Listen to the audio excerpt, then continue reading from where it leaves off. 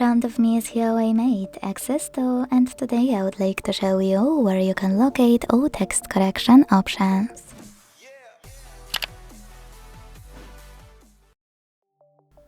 First of all, go into settings and scroll all the way down right away.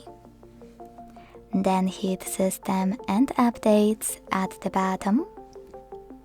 Choose Language and Input. And finally, default HUAWEI keyboard, which is Celia. After tapping on it, you'll be able to hit Input section and manage all of those typing options however you want to.